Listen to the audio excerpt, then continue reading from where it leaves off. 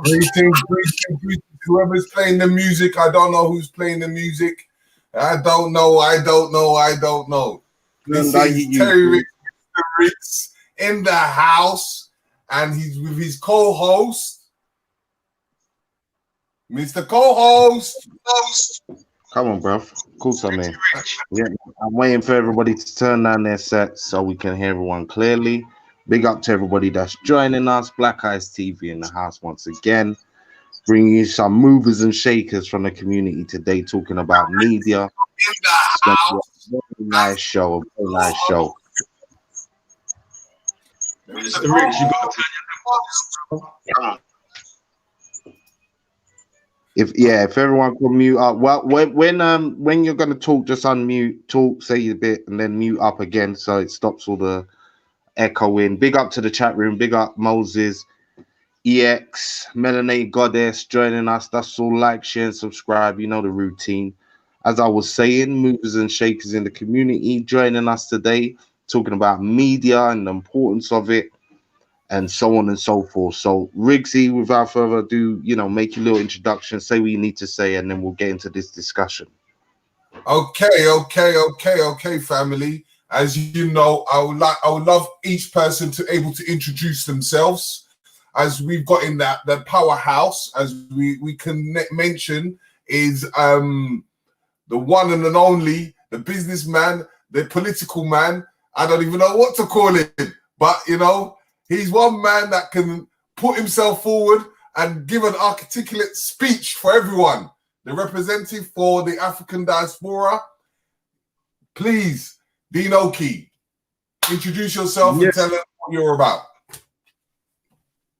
So, Dino Kai, I'm an entrepreneur, founder of Adpack.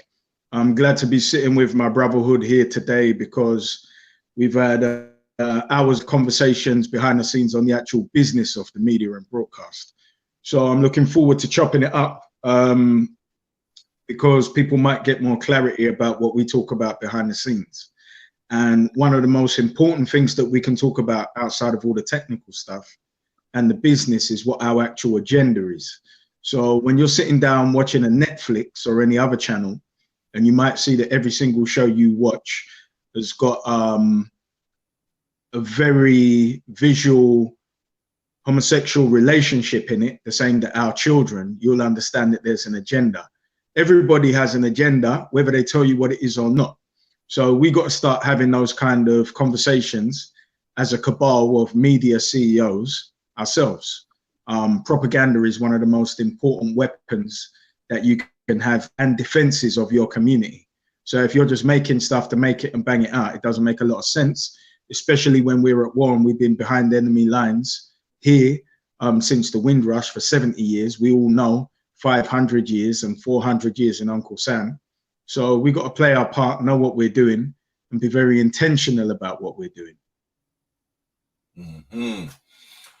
Now we've got another new guy on the scene, and he's one of the guys that have been behind a lot of visuals. I'm going to introduce our brother Theo. Introduce yourself, my brother, and what you do and what you're about. Evening, gentlemen. Theo Ambrose, CEO, if that's what you call it, of MediaNet's TV Live. MediaNet's been running in the background for quite some time now. Just doing a lot of homework, a lot of research into what we as a people actually need visually. And yeah, just hoping to inspire and being very informative, you know, given the news that people need to hear and see. So that's what we do. We do it. Our main platform is live streaming. We do a lot of live streaming. But the TV platform itself will be out once our friend Corona leaves us, so we can actually proceed and go forward. So yeah, that's me in a nutshell. Okay. And then we've got a special guy that's been behind the scenes many years, presenter. I don't even know. He's done tremendous works within the community, up and down, from Boyce Watkins to Coptic. Anyway, I'll go even a bit more than that. But I'll go more than that. This guy has been one of our backbones. He's provided so much work for us. He's equipment, you name it, he's done it. And you know, he's been on many TV stations, and this time round, he's going to come with an explosion this year. So I'm going to let him introduce himself, the one and only, our brother Robert. Good evening, YouTube family. Good evening, Terry and all the crew. Dean, you know, pleasure to be live streaming again. I think it's about the third time this week.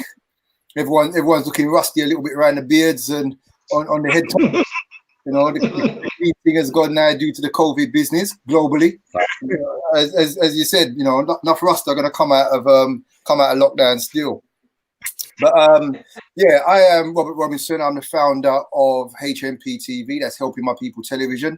We've been in existence for about 5 years now, predominantly working behind the scenes as we've been working really hard on building a platform, not only a platform, but also getting an actual model that actually works, subscription-based model. So we are going to be launching very, very shortly, as a matter of fact. The only hold up at the moment is the website designer has had to do furlough with lots of his staff. So there's just been a bit of a slowdown there, but we will be going live. Just like my brother Dean said, I jumped into media for the importance of understanding that we have no control over any of our narratives. Most of the shows that we see do have other agendas. They don't really work for us, but we're quite happy to have what we have simply because that's what's available. But now with the cost of technology has gone down, and now with the power of the internet, live streaming and so on and so forth, we now have an opportunity to create and build and develop for ourselves. The nature of my platform, it's a black platform, but it's a very inclusive black platform insofar as we want to try and create content in order to wake up our community, so we're not limited in the type of content we make, so we can reach our community. So we've got 10 genres of content, being health, spirituality, politics, business, comedy, entertainment, music, children's, you know, very, very key with the children's stuff at the moment. And we're just launched our platform by way of YouTube at the moment. So our YouTube platform is now up and running, where you can see 10 to 15 minute excerpts of the various different shows, which we'll be able to see on our platform going forward. So I will be dropping down into the onto your YouTube page, our YouTube details, and you can pop in over there and take a look. I would ask for the listeners, and I will say this throughout, to open up another tab, go to these different platforms which are available, or websites which are available from the people that you find here to this very day. And while you're listening, just go there, you know, do the right thing, you know, subscribe and support what we're doing. You know, that would be really appreciated. So yeah, I'm Robert Robinson, and here I am. Okay, so so basically we've got someone that's going to be coming in a bit later. I'm just waiting on him, but before I go into this, I just want us to just get a little kind of an experience over something, because you know a lot of people, and we were talking about value of our media, and a lot of people don't realize that value. But I just want to introduce someone by giving you a little bit of information and digest this before we begin our massive dialogue.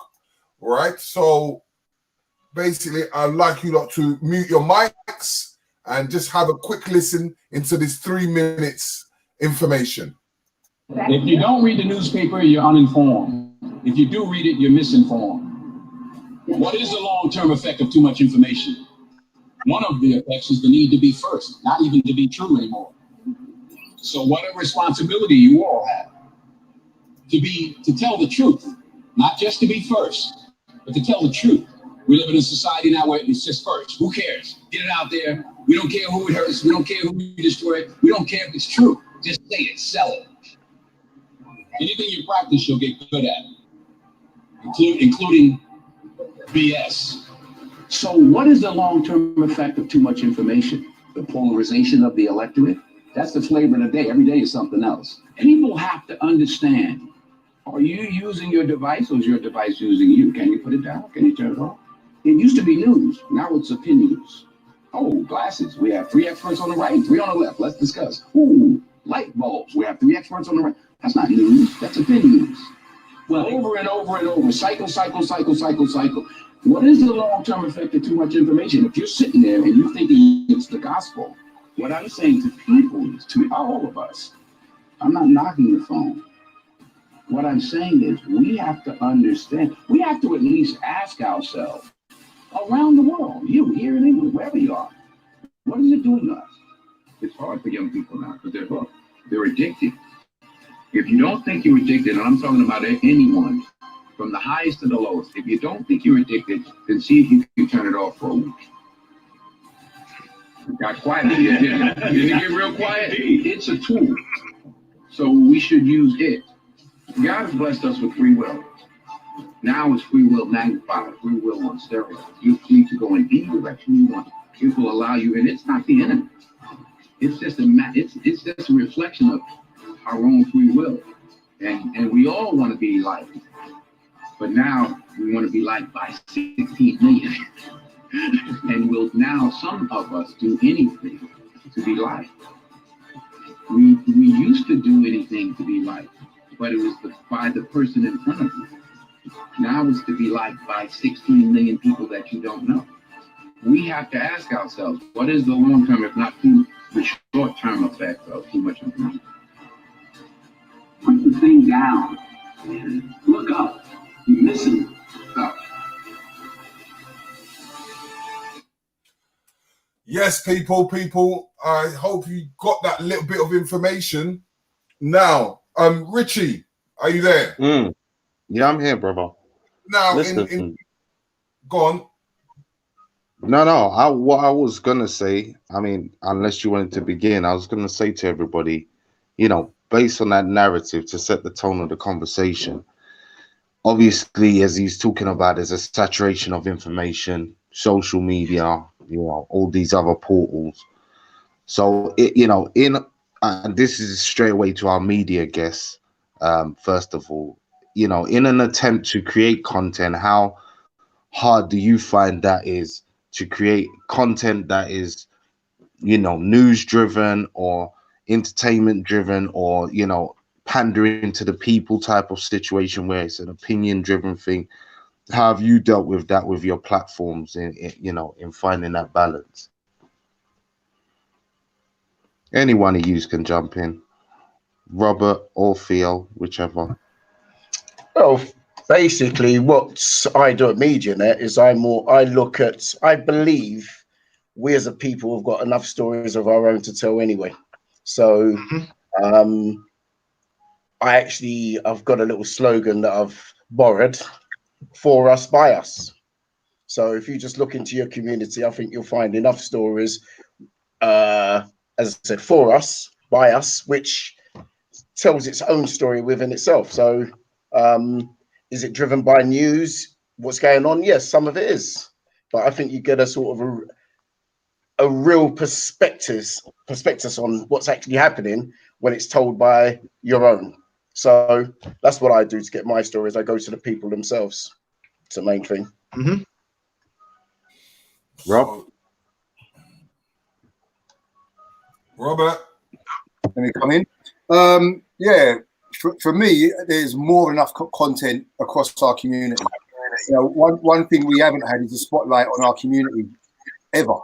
And the spotlight we has been on our community has been done by, you know, Channel 4, ITV, BBC, and it always has an agenda. As a matter of fact, you had more shows on mainstream TV back in the 80s when I was growing up than you have now. So, you know, there's more than enough content. And, you know, for content creators like ourselves who are starting from scratch, it's very, very simple. There's more than enough events up and down the community. So we've covered events, community events, therefore working with various different people across our community, and allows these great organizations that we work with to actually be seen. And, you know, the amount of stuff that these people put into their events, the amount of energy, the amount of community spirit, you know, our job is to capture that, encapsulate that, and then turn it into a product that people can actually then view. You know, not only that, you know, we've got music, you know, more than enough artists, up and coming artists, which never get, you know, may never get a showcase and have interest from cameras. You know, so recently we covered, and I was there alongside Theo from MediaNet, we covered Tashaya Makeda. And we help in it creates great content for us, but it also allows us to promote these great artists within our communities on the genre of comedy. You know, if you look at the US market, many of those comedians bust through TV, you know, Saturday Night Live and various different comedy shows, what was on television. But we haven't had that in the UK. So, you know, we're able to bring that experience out. So, you know, there's more than enough content in our community.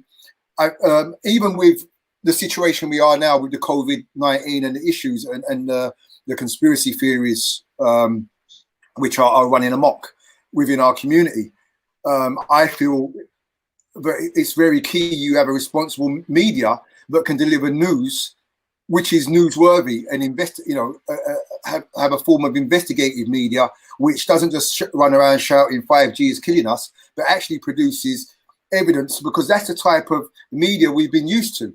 You know, the reason that people believe the mainstream is not just because it's mainstream, but also, you know, the visage of how they presented their media.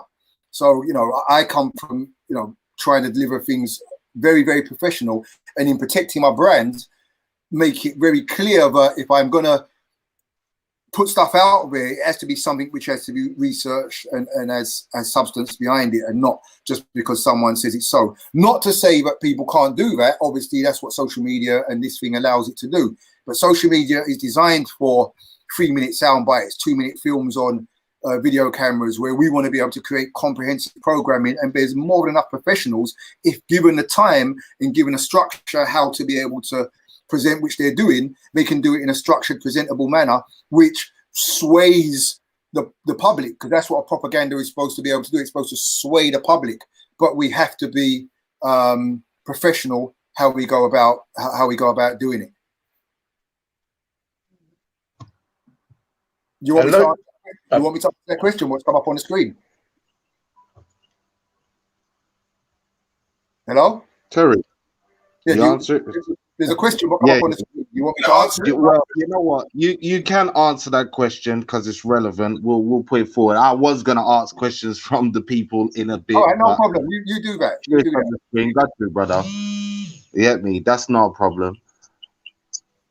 So, like big media, merging companies like Comcast, Sky, and Viacom's 30 billion merger, would UK black media consider further merger collaborations? Yeah, when we got 30 billion, we'll think about it. Right? I have this conversation comes up to me kind of regular, and look, as well as providing a community service, this is business, and everybody has gone about their own businesses, bootstrapped it from nothing, and they put their heart and souls into what they're doing. And at the moment, we don't actually have a media. We have, you know, people with cameras who are trying to create a media. And I feel it's very important that people develop, build, and work on developing their brands, because we've got different ways of working. As Theo said, he does live streaming, and that is his core form of how he's going forward at the moment. We've got another method. We've got a different model, but I think behind the scenes it's very important that we collaborate, and we do. You know, everyone sitting on this panel here today are people that I talk to regular. There's other people who I'd like to talk to more regular who, you know, are not engaged in these conversations at the moment. And I don't say that's a bad or a good thing. You know, I think everyone is building what they need to build, and I think as they build and find their place, find their way in the marketplace, because it is a market, these collaborations will come together more and more often. I mean, Terry, I've been places with Terry. He's hollered at me and said, look, I want you to come in and shoot these different things. I just require experts which I want to use, and I'm able to deliver that. I've worked with Theo. We've been in the same place. He's done a live stream straight away and put that straight out there. I've come in and maybe done a more edited version with interviews and can put the same content out. So we are already kind of working together, but I feel that, you know, I've spoken to people who've, you know, put 10 years behind their stuff, and they're like, you know, I just need to build what I'm building. And I get that, because if I'm going to merge with someone, I may have a different idea of how things go forward as opposed to what they've been working for the past 10 years. So it's important that we have these conversations. But for me, it's always been, you know, timing is key. Definitely. But, you know, I definitely think once we start generating and we understand our, thank you, my beautiful daughter, who's just supplied me with my coffee. As we build, develop our brands and start getting into our market share and our marketplace, those things will happen naturally if we're pro-black minded and really want to work for the benefit of our community. That's my opinion. It's kind of funny, Robert. If you remember, just looking at that question and the merger in itself, isn't that a conversation we had today? Yes, we did. It's a conversation we had regular. Straight today. We have it regular. So I think what's myself and Robert, because I talk mainly with Robert, what we actually, we've started something from scratch. We've birthed something.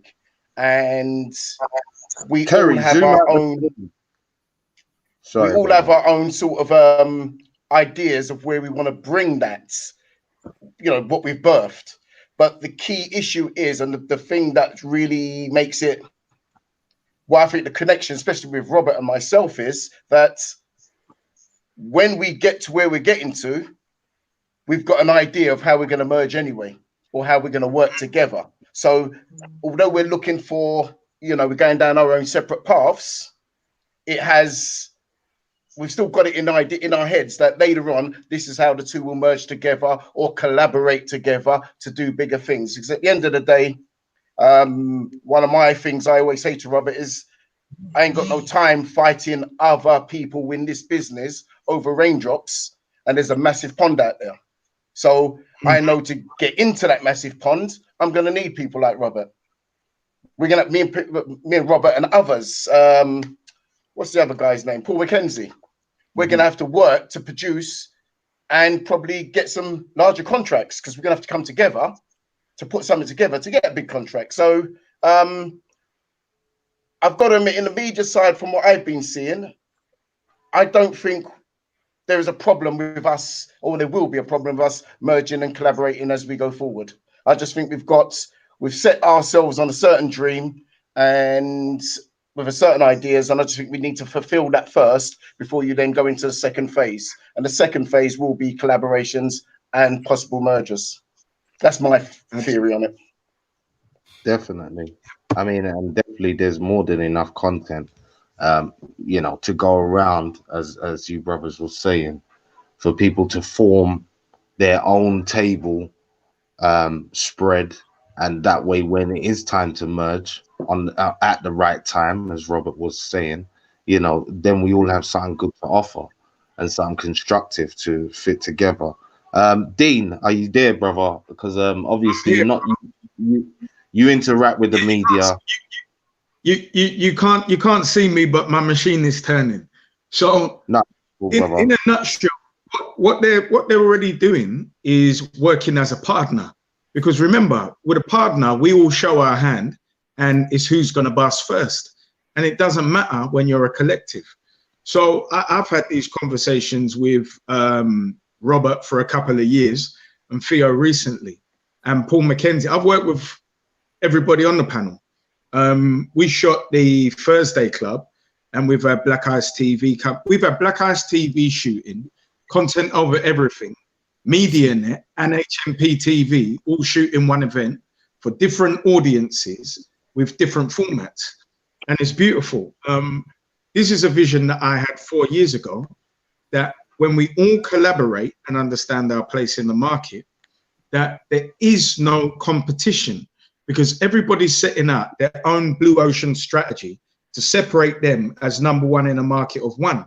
So rather than there being competition, that collaboration is, Robert might have a concept and say, you know what, that's going to work better on Theo's platform. I had this conversation working twice with Theo in the last fortnight, in saying that there's something that would be better suited on HMP TV. And there are some very big things that all of us have coming up.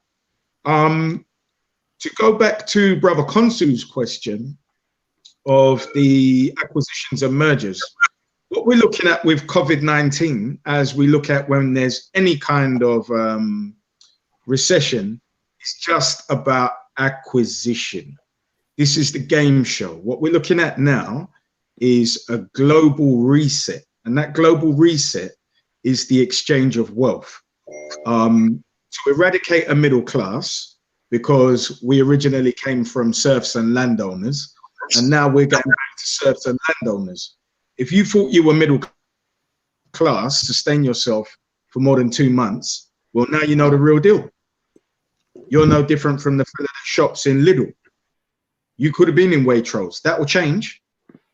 And as the one who's in Marks and Spencer's goes down to Sainsbury's, and the one who's in Sainsbury's goes down to Lidl and Netto, or whatever the shop is, we're going to see a complete reset. What that reset offers for me is massive, massive opportunities.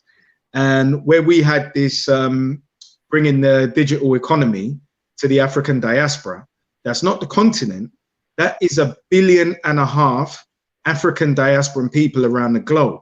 Now, in the digital era, where you're delivering something like a Netflix, you're not delivering that locally.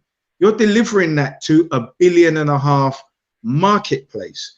Now you've got to think about your partners and the hand of collaboration, because we don't have anything of scale.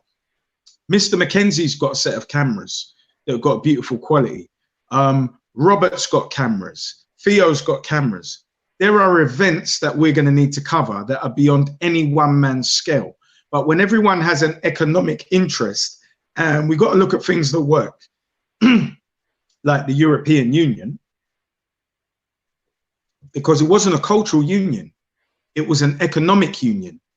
And first of all, knowing all the guys on the panel, I could sit down and drink rum with all of them. We're all of a similar ilk, with similar values that we demonstrate openly towards our community. And the minute you can sit down and have a drink with somebody, you can start a business with them. Now, one show may be a particular business where they cross-pollinate their interests, and then it's going to work for all of them anyway. And that's what we're doing. So in this time, just be seeking those of a similar ilk and working together. What I would recommend as well is that we start using LinkedIn like we use Facebook, because there's a hell of a lot of professionals out there in the traditional broadcast world who aren't going to have jobs. And we've got commercial ongoing concerns that they can bring their talents into. And I'm telling you, the quality threshold is going to grow like that exponentially. So let's start dipping our toe in those traditional waters and borrowing from the pond. No doubt, no doubt. Terry, work on your screen, bro. You gotta know when to zoom out, zoom in. You know what I'm saying? Show the whole panel. At the moment, I'm doing my best, and you don't have to talk backroom business. But business is far worse than the missus. I know. You know what I mean? He's looking at the socks. All the time. Yeah. So basically, I want to put it to the panel here is: do we feel that the public or the general public value our media? And we have to be honest with this. No, they don't. Because if our people valued what we do, they will pay for it. And traditionally, we haven't set that model. And this is what the experiment we did with the live cast the other day, which was more to the business community. It was a $5, and it was a good test just to see the value. And we had technical difficulties with PayPal because people aren't working, the AI takes over, and it wouldn't let a lot of people make payments from PayPal. However, by and large, we are now teaching our people to have a value of the content that's being created, because we don't have a culture of spending money with each other. And what we need is mass adoption. But in all traditional sales, things are sold through fear. How African diasporan people sell is through love. And we're not used to consuming through love. Why do you upgrade your phone every year? Because you don't want to look out of date. There's something about fear there that appeals to your ego, about your approval status. So we're not used to using traditional sales methods, which is through fear. You're going to miss out. We're changing the model, and that hasn't necessarily worked for us. So number one, we got to look at how we sell. Two, we've got to sharpen up our packages for selling. And three, we've actually got to admit that there is no value in the African diasporan community for what we create. Otherwise, we'd spend money on it. So if you're starting from step one, know that you are teaching your audience. And you got to go all the way back to the inception of Sky, which was losing 1 million UK pounds sterling a week back in 1986, before David Dean from Arsenal dreamt up the Premiership. And then because Sky was in the position and acquired the contract, that basically saved Sky and British football. But they had to teach the British public to have a value of subscribing to pay TV, coming from BBC One to ITV Channel 4. That was all we had. And then what happened? We started subscribing to Sky. So we are 30 years behind our European counterparts, but we got to know what we're up against. It's not insurmountable. And part of our marketing is in education. Robert, anything to say on that? Because, you know, we have to get into that nitty gritty, because, you know, we have to be honest to making sure that how the models work. And when we're looking at it, we go into that field. So, and what do you see from the people? You're muted, bruv. You're muted. Unmute your mic. Gotcha. There you go. Yeah, apologize for that. I definitely agree with what Dean just said just then. Media in our community is very, very, very, very unrepresented in regards to, we just don't have understanding of the power of media. Not only do I have the media platform that I've been working on, but for the past 3 years, in order to make sure I could pay the bills, I set up a video production company, Real VIP. That's REEL VIP. And most of our clients are European clients, which we had no problem with. You know, money is money. We take it from wherever it comes from. And also for us, it's very important for us to have an extremely professional front. And when you're working in that field, you have to be, you know, on top of your game in regards to how you shoot, your cameras, your professionalism, you know, the whole game. And you know, we got some really, really, really good contracts at really, really good prices. You know, prices that we'd love to be getting from our community, but we know we never could. You know, we would do a consultation for a client, and that consultation may go over a week or so in order to get the right treatment ready for what they want done. After that, we'd have to then, you know, shoot on the right type of cameras. We have to make sure that it's edited and put together properly, and they've got a really tight 30 to 40 minute to 1 minute, depending what it would be. And that allowed us to hone our games and also generate the money to continue buying, you know, the lens. The lens is, you know, could be £500-600 you're paying for a lens, up to £1,000. So it's a very expensive industry if you do it correctly. I'm sure Theo could 100% agree with that, and the other guys sitting here. So our community doesn't really understand the power of video, yet they'll complain continually. You know, we will complain continually about how we're represented in the media, but not realize billions, you know, hundreds of millions of billions are actually thrown at that in order to do that, because it's extremely powerful. So, you know, even with advertising, you know, ads for, you know, many of our businesses, I rarely see businesses who spend money on advertising video ads. Yet video ads are the most powerful form of advertising out there at the moment. So we have to kind of figure out a way of how we can bring those prices down for our community in order to be able to do that. So the model that we're working on with the platform will be the proof in the pudding. Because sometimes you can't even get people to go to your YouTube page and subscribe so Google can pay for you, which costs you absolutely nothing. If everyone just hit that button so you could reach your analytics and watch, you know, X amount of your content, whether they like it or not. I mean, they could just have it in play in the background while they're making their cup of tea. Don't even have to watch it. You know, that type of support will cost you nothing. You've got to urge people to do that. You've got to kind of wring people's necks to get them to be able to do that. But I think once people start understanding what the media can do for our community and changing our narratives, changing the way that we can see ourselves, especially changing the way that our children see ourselves, generations coming upwards, you know, I think that change will come about. But, you know, the reality is, and I've said, you're never going to have a free media for free. You know, those people who have built their platforms on platforms such as YouTube and that are going to be in for a rude awakening. And you're already seeing that, because they're starting to limit the type of content. They're starting to put this fact check business up there and all kinds of stuff. And all that is to make sure that your narrative, which will never be the same as other narratives based on our experiences, never get to manifest the way that they do. So if we really want our own media, we have to be prepared to pay for it. So the model that I've worked on is based on that, but also knowing that our people want a certain value for money. So, for example, you know, if you're used to watching ITV, Sky, and all these particular shows, and they're saying to you, well, you can have that for $7.99 a month, $8.99 a month, and then we come with a subscription platform where we can't produce next to nothing based on what, you know, Netflix can produce. You know, our people will be very much like, well, I don't know if I want to pay for that.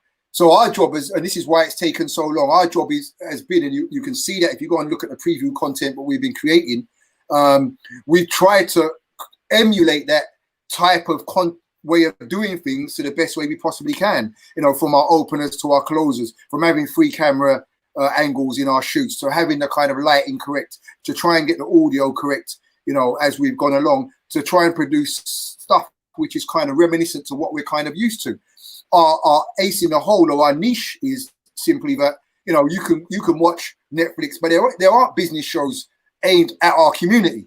Whereas the shows that we're making shows based on, you know, people like Asari St. Hill, who's a business coach, his business acumen packaged in a certain way, which makes it palatable as opposed to just a YouTube clip maybe, and like an actual show where you can actually watch that show. And those businesses on that shows are your businesses. You know, they're businesses from our community. They're people that we know, understand, respect, and we can get to understand their struggles. So, you know, when the chips are down and people are saying, well, I can't afford to subscribe no more, yeah, you can get rid of your Netflix, you can get rid of that, because you can miss, you know, not watching Star Trek or watching, I don't know, Desperate Housewives. You know, that shows how long since I've been watching their crap, and shows like that. But are you going to get rid of the business shows that are in your community from people working in your community? Are you going to want to get rid of seeing all the work done by the Manhood Academy, because your children are going to be the type of people who are going to be using Manhood Academy Global or the Thursday Club, for example? You know, you want to know where that's going on and what the next one's going to be at, and how informative that is for you and your community. So, you know, our job of creating community television, we hope that our model, or we know that our model, you know, will eventually work, because people will see the value in it just based on the fact, if you pay £5 to go in an event, where you're getting 20 events for even cheaper. And we, and when people actually start seeing how we're able to then give back, because obviously I want to have a yacht and a Lamborghini. Why shouldn't I?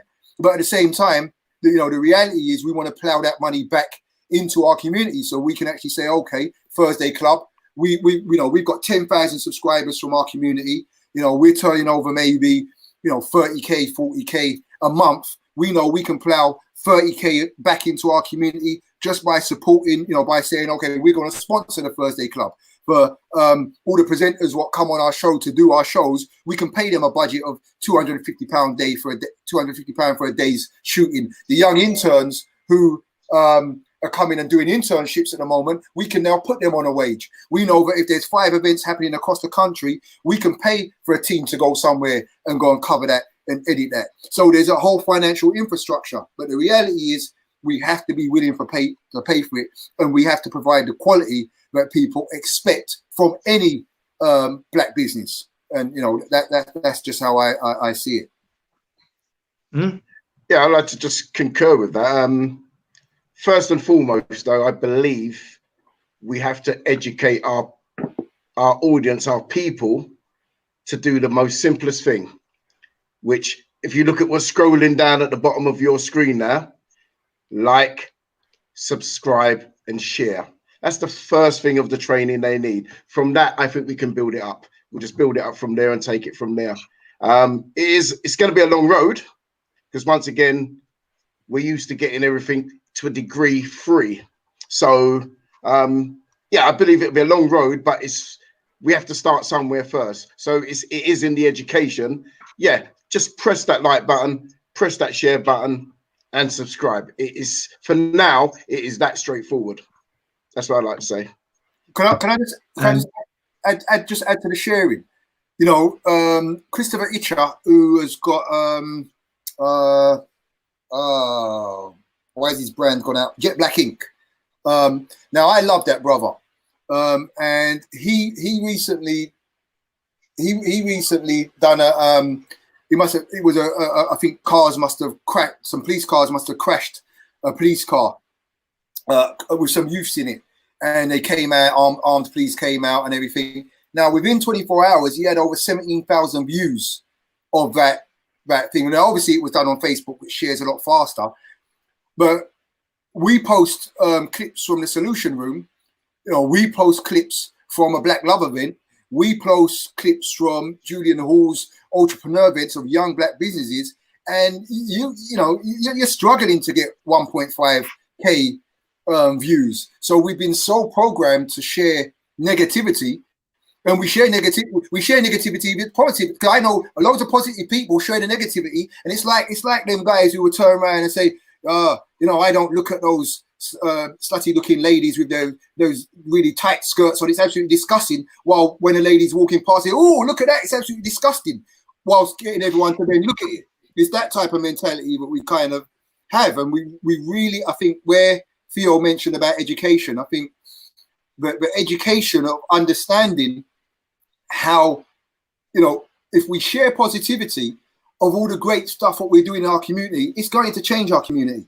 And our youngers need to see that, because they're making content, which I'm going to be honest, a lot of it is absolutely pants crap, but they don't look above them and see anything greater above them. They see the kind of crap that we share. They see, they see the images on people's DMs and, how we're still moving, and a lot of it's done for validation and bits and pieces like that. So I think we really need to, and the only thing this plays into the people who control social media, because as I've said many times, they don't see social media as social media. We do it. They see it as behavior modification software. And all they're doing is recording and reporting exactly what they think you like, and therefore making sure there's more of the same. So if we change the habits of the stuff that we like and the stuff that we share, they will become forced to tap into it, simply because they want to access our markets. And if they can access our markets through negativity, then they will. If they see we start changing what we want, then they will start changing what they provide whilst we're building in the background. So I think education, like Theo said, is key. But we have to each one teach one, and we have to educate and regulate ourselves in order to do that and set the example. And No, I'm definitely hearing that. I mean, the thing you was talking about with the youths and with social media now and how easy it is to share, you know, the drama or the beef or the negative aspects of our community and stuff, and the way social media works in itself as a, you know, a way of spreading news, opinions, and so forth. As content creators, how has that changed the narrative, you know, for us in when we're trying to create you know, media platforms now? Does that work for us, against us? You know, because obviously that does come with a negative connotation a lot of the time in the way things are spread and pushed out there. you, Go on, go on. I was just going to say, what you are competing with is exactly what Denzel Washington said. And if you're not getting it from the media, then you can get it from each other, because it is that fix for a natural human predilection, which is instant gratification. We don't want to wait. Now, if we're aware that as human beings, we have that natural predilection, what conversation are the media owners having as a cabal to say we need to establish an industry? Remember, I spoke earlier about it being the partner system, because you got to dip your hand in the partner. Now, if you're all around the board table and say, you know what, none of us got a pot to piss in or a window to throw it out of, so here's what we do.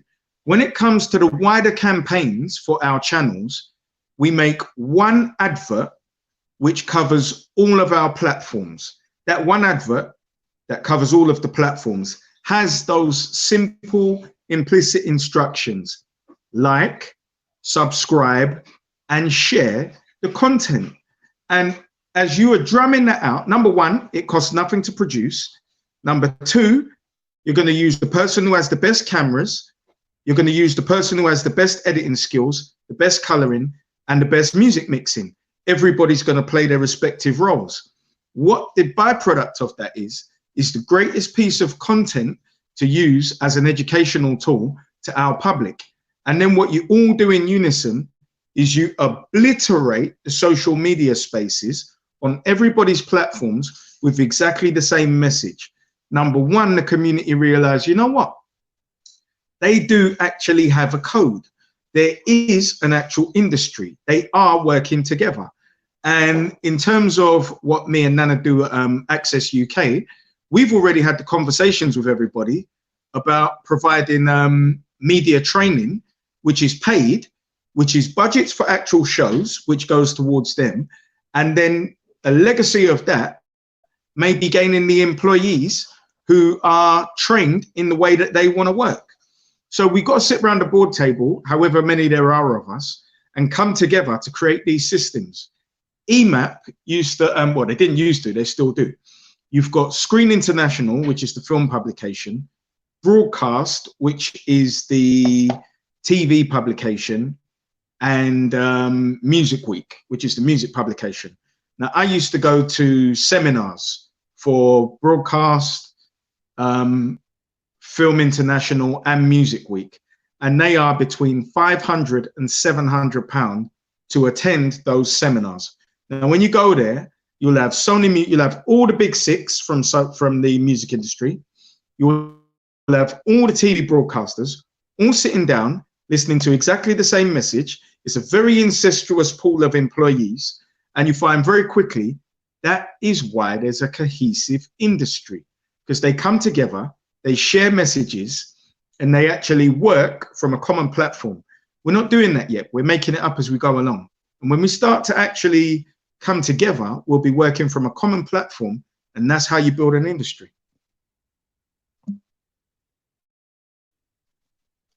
No, that's most definitely the case. I mean, we've kind of touched on it already, but again, the importance of media and business.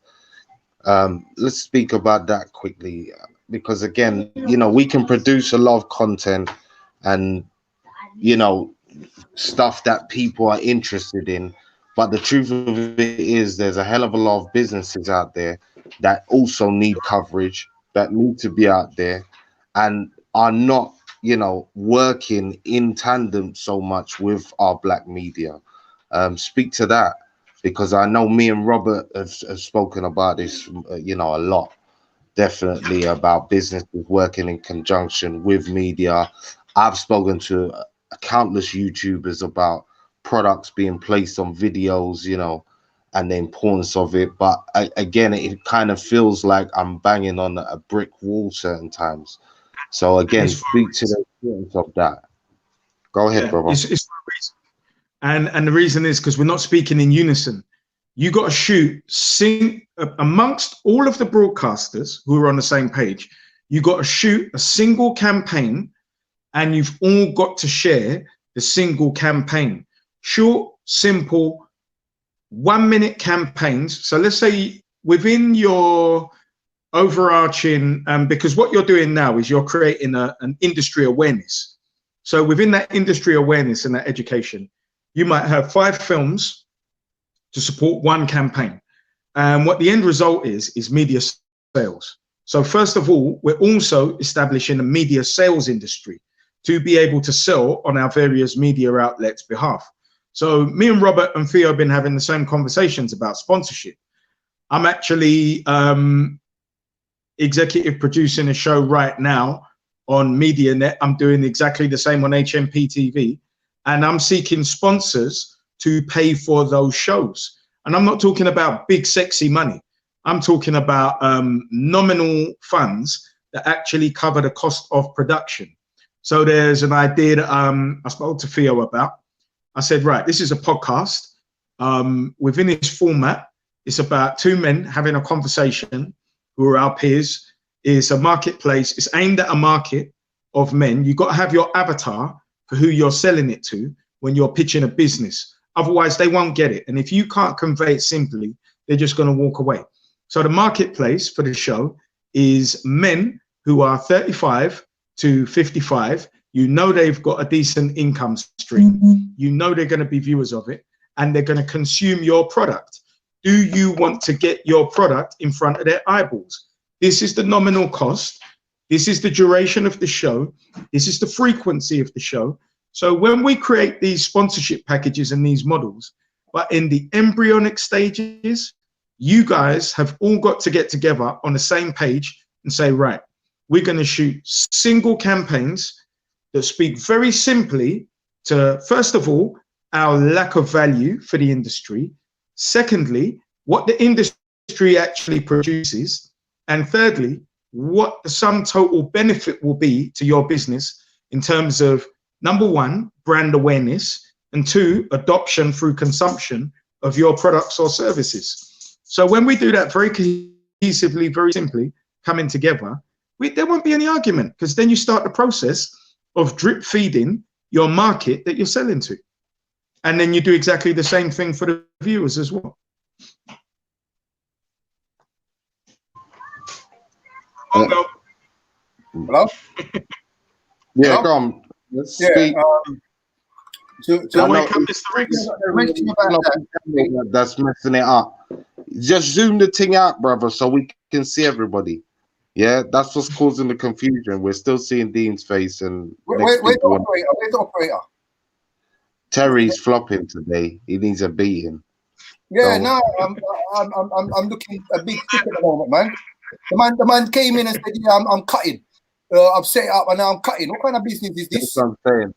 And then Like, what is me for giving him the control today? This is my fault for giving him the control. My apologies. You get me? Don't worry. Say what you say, brother. That's all right. I got a big stick with his name on it.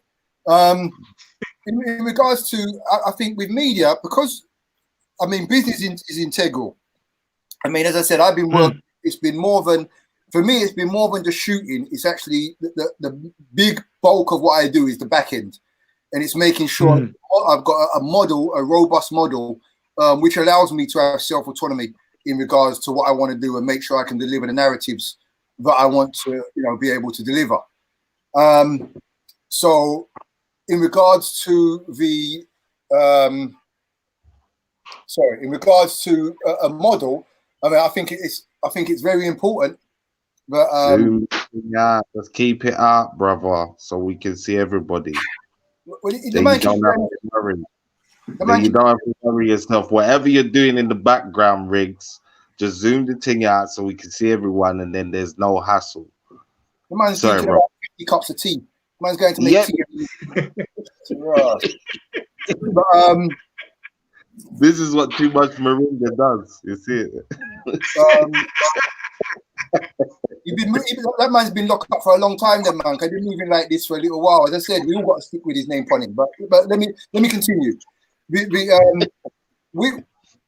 I'm very much about value for money, and only because our competition are 400 years ahead of us in regards to how they've been moving. So they've set a very, very clear template, and this is why they get what they get. You know, they when I was on the meeting the other day with Paul, I think Paul Lawrence kind of finished up by saying, look, we have to understand that our businesses have been set up and bootstrapped by themselves, and we have to be forgiving in regards to, you know, how we go about doing things. But that doesn't let us off the hook in regards to how we do things.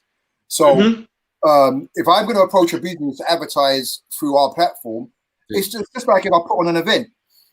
I have a conscious that if I'm going to put on an event and I can't get a footfall of people to come to that event, why am I going to ask stallholders to come to that event so they can pay my costs and not make no money back themselves on their tables? I think that's very unfair to our community, and I see that happen quite often.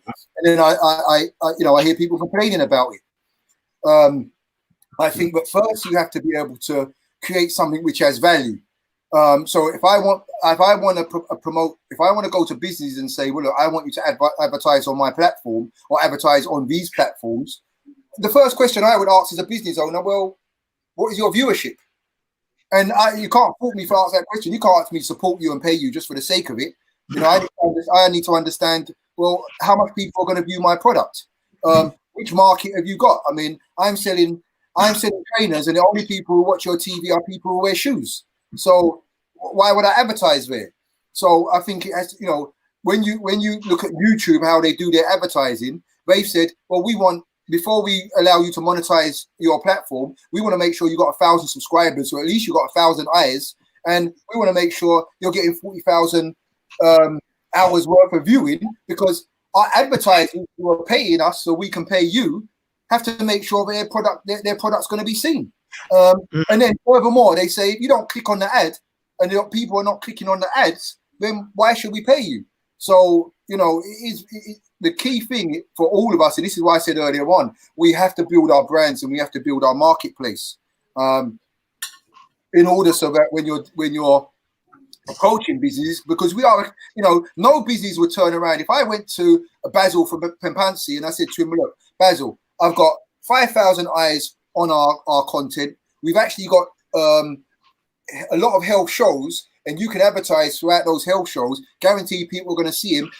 A shrewd businessman like himself, when I say to him, oh, this is going to be the price, he's not going to skin up with me and say, boy, you know what, fam, boy, that's a little too much still. And he's not going to come with that. He's a shrewd businessman who understands that I've got access to a market here, because the thing is, Europeans will.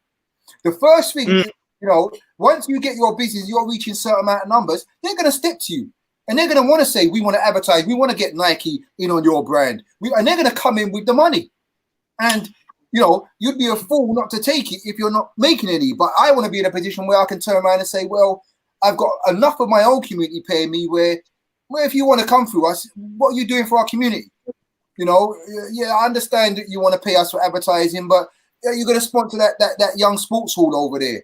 You're going to sponsor that community. You understand what I'm saying? It puts you in a position. So, you know, I say to people who want to do business with me and start talking about partnerships, my key thing to them is like, I'm interested in one thing at the moment, and that is numbers. How many eyes can you get me? And if you can't get me the eyes that I need, there's no fault. I don't need to have the partnership, because my key thing right now is eyes and vision. And there's a million ways for me to be able to do that with the mediums which are available. So, you know, advertising and business, it's a key part, but you've got to have something worth advertising to. And if you're not doing that, then you're really you're coming with a hustle.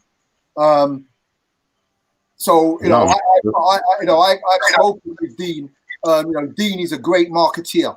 Dean, when it comes to sales, I tip my hat to how he moves and operates. My job is to make sure that when he tries to sell our advertising space or our advertising products, but I've got something for him in the background for him to sell about. Because the first question any person's going to say to him, we like you, Dean, you're a great man, we love what you're doing, but how much you charging me, and how many eyes are going to see it? And so that becomes our job. So it really is an ecosphere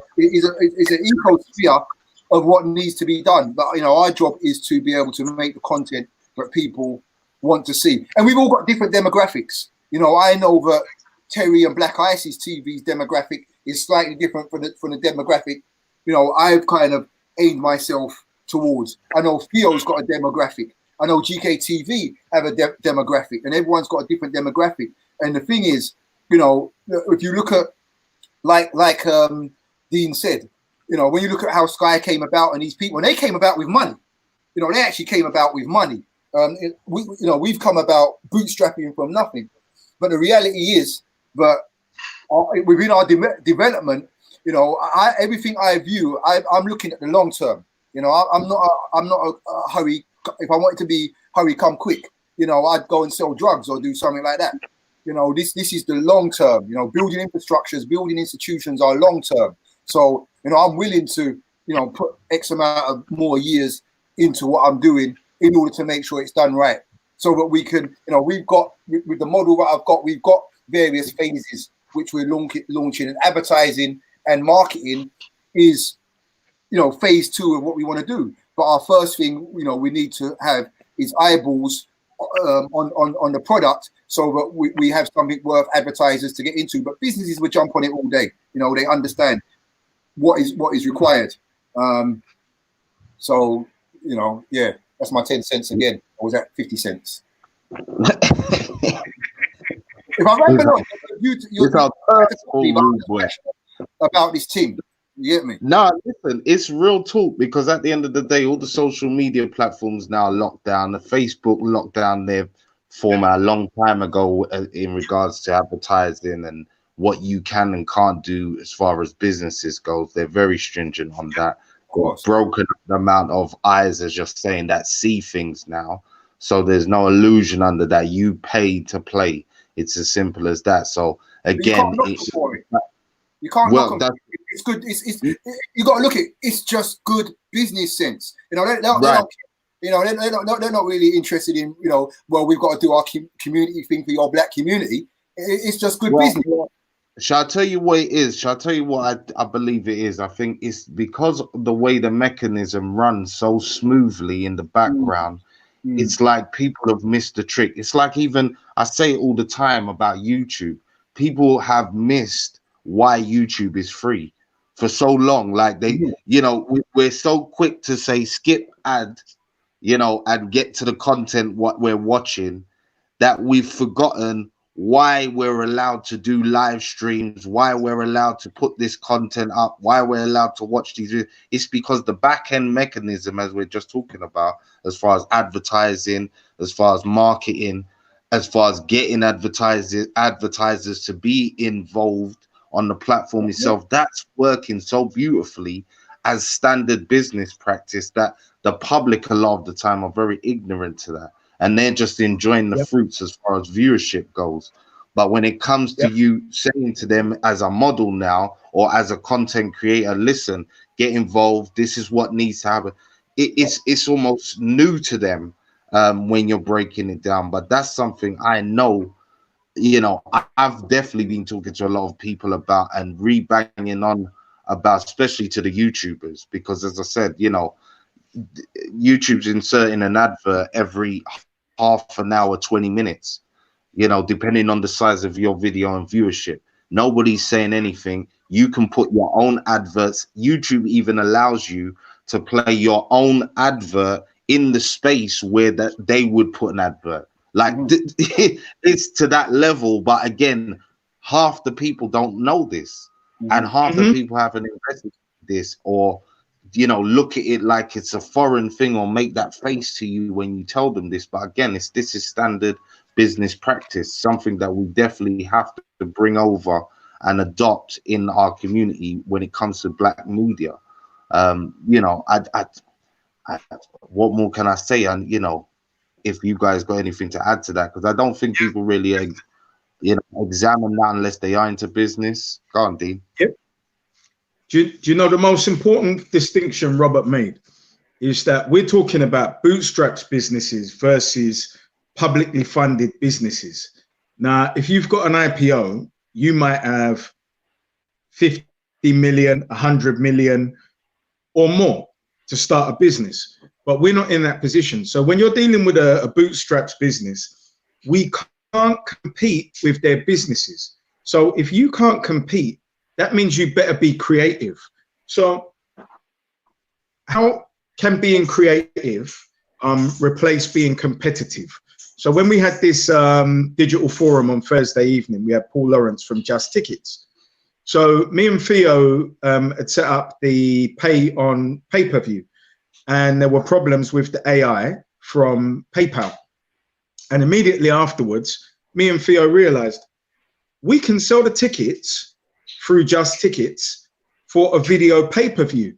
And then not only that, but we're benefiting from the huge marketing database that Just Tickets has got. So rather than me sharing to Kingdom Come everything that we did, immediately at the drop of a hat, we've got 10,000 people that are aware that we've got a pay-per-view. So even if we get 300 at a fiver, that is £1,500 for the show. You are definitely going to pay your production staff costs on that. So we got to think creatively. We got to think about the delivery partners.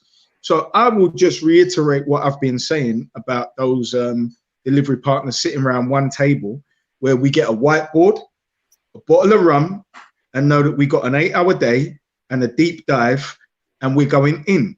How can we collaborate across the board in everything that we're doing? Paul, we want to share your database. Robert, Theo, I want you to be plugging the site. I want adoption of the use of this. So when we actually realize that we all benefit each other more than we are actually adversaries or competition, and we come out of that competition mind state and we get into that partner mind state, what we're doing right now is called sweat equity. Your sweat combined with my sweat produces a product, and there's an equal distribution of equity that comes from that sweat. Now, we've not even spoken about Theo might have business interests, and Paul Mackenzie and Paul Lawrence might have business interests within one show that's on HMP TV. Everybody's collaborating, because if we're talking about money, let's do what makes money. That is the most powerful thing that we can do right now to build an industry. Your thing must bust. It's not when our parents and grandparents came here, everybody couldn't buy a yard at once. So they threw their hand in the pot. Your yard is born first, then Sue, then Caroline, then mine. That's the mindset that we need to adopt right now. And the fact that everybody actually likes each other, the fact that everybody understands that we're all doing clean business, it's a no-brainer. That's a precursor for adoption. Let's adopt the models where we have a partner and sweat equity mindset, and now we just get in the pool, we have a deep dive. How can we collaborate where we spend the least money to get the most tangible effect out of it? The joint marketing campaigns, just to assert that there is an African diasporan television industry, and the smartest thing Robert and Theo could have done is build out their own websites. Now, when everybody has their own platform, we're all singing from the same hymn sheet, we're all speaking in the same coded language, and we all have the same kind of delivery. So immediately there's a quality threshold. If somebody wants to come and produce a show, all you guys, incidentally, in 30 seconds are going to get tired of being operators. And in maybe 5 years, maybe less, you're going to get tired of CEOs. You're going to want to become founders. And then all these YouTube influencers that you're looking at, you're going to empower them by executive producing shows not even you, but guys who go through your training, executive producing shows where you just sit back and now you're receiving the money from the business model. And you got to look at that as well. We're not spring chickens. The next 4 years for me is 50. The next 4 years for someone else might be 60. So we got to look at that as well, and the longevity and the succession plan that we got to employ from now. So all the seeds that we sow for infrastructure right now are the acorns and the oaks that we're going to benefit from in 10, 15, and 20 years. Yeah, just to sort of add to that, Dean, about sort of the, how can I say? Well, I'll say what I'm going to say. What I've noticed from this COVID-19 thing with this lockdown business is I've seen so many potential presenters, the whole works. Yep. Just watching what's going on all the social platforms, we're seeing the future in front of us. So basically, you know, we just got to look there. We can see that we can do it. We've got the people. People are coming out of their shells now. They're all jumping on Instagram, Facebook. They're jumping on everything and producing their own stuff. And it actually, with a bit more thought behind it, and in some cases, you don't need no thought at all. It's already there. So there's so much potential out there. To me, it is unbelievable. So yeah, as soon as this stuff finishes, it'd be good to sort of collaborate with those people too, and build the industry from our own, and just bring it, bottom up, and off we go from there. Definitely. Okay. So yeah, I'm back here in oh, the you're place. back. Right. I'm trying. There's been a lot of technical problems behind the scenes as we're talking. The only technical problem is you went to go and buy Rizla, man. Yeah, I don't go down that road. Because the Rizla we've got the guy from Soapbox, Paul McKenzie. He's just having technical issues. I'm trying to help him sort out. But I want to get to this. Do we believe, right, that we need to have some form of organization or union body for us to working together to facilitate our media, so that when we want to put the real news out, that we are all connected in the same organization to pushing the narrative of demand or becoming the people's voice? Absolutely. Absolutely. So the first thing we got to understand, especially when you're talking about news, is that free news gathering agencies are responsible for 90% of the world's source news. So between Bloomberg News Corp and Reuters, however the story is introduced to the world, 90% or more of the world's source news goes there. So for instance, if I filmed Rodney King being assaulted by the police, I might sell that footage for 50,000 UK pounds sterling to one of those agencies, whoever the highest bidder is. Then what they will do is they would license that content for 2 broadcasts for maybe 2 or 3 grand to each TV outlet. Now, the compound effect of that is, if you look across the tens of thousands of media outlets where they might license that footage. So understanding that's what you're up against. Again, there is an opportunity, and a unique opportunity, for the parties who are all sitting at the table to amalgamate to form a news gathering agency. That way, the first thing that happens is the cost is nominal to each party to broadcast on their own platform. 2, there's something robust there that is actually governed by everybody, in terms of bootstrapping in human resource, in terms of training, support, and economics as well. And then you know that you're building something that's going to be solid and tangible. So if you look at Revolt, just take an example of a model. You look at how Revolt started. It was specifically Diddy and music TV. Then they started to build their model and their money, and they would go to somebody who's hot. So then they went to Nori and they said, we want Drink Champs, and they could license Drink Champs. Then they've gone, and from licensing Drink Champs and the Breakfast Club to creating their own shows like State of the Culture with Joe Budden. So when you look at the models are already set. You see, number one, you start off where you are. Windows 7, Windows 8, Windows 9, Windows 10. Don't think you're going to come out the gate and build Windows 10. Number one, you're missing all of the marketplace that you would have built up with the eyeballs. Two, take for granted that in each iteration, your quality is going to grow. It doesn't matter how perfect you want it. Business is not something for people with OCD. It's something for people who are very practical. You put it out, you grow, and you improve upon your quality. You build an audience, your audience is worth money, your economics grow, your quality grows, your caliber grows, your delivery grows, your systems become smoother. Me and Theo are finding this out. Like what we managed to do with a two-man broadcast team. A lot of people would underestimate and think there were more people involved. So we start from where we are with what we have and who is around us that is number one, qualified, and number two, willing. We work with those and we build out propositions like the news gathering agency so that Reuters, News Corp, and Bloomsburg are no longer representing the images of African diaspora people globally. Now that's us. You might take somebody like Dr. Mumbi and say, well, I want to package a show with her. We want to give her a studio-based show. We want to be able to join in. We want to be able to exploit those eyeballs that she's brought to the screen. We want to bring up her production levels. We know that she needs a bigger crew. And in order to get the best out of her, now we know there's a marketplace there based on the eyeballs. We want to take on those shows. And these people are all willing because they are happy to create something outside of what they're doing to get their voice heard.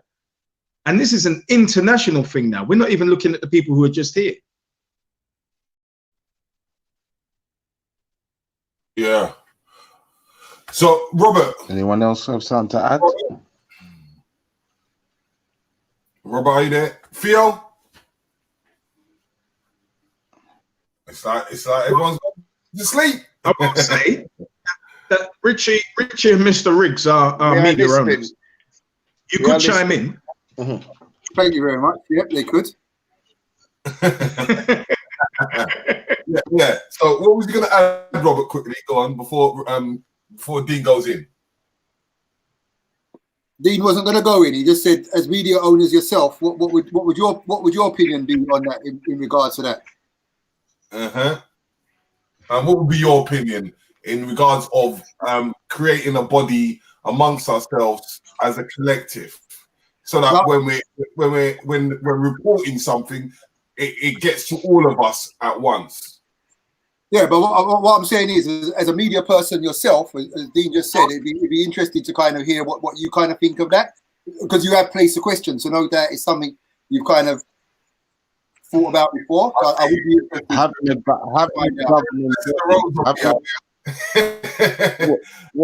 Listen, in my perspective, fully, and I can explain is that the reason why, if we are able to create in a body, as Dean has been going through certain things, is that body is able to relay to all of us into able to having a joint adventure and into work partnerships of us reaching. Let's say, for instance, if some situation is happening, it gives us that body to able to reach there and to able to document something that can be very important for the general public, instead of the propaganda that may go out there, or no news or information that might not reach the general public.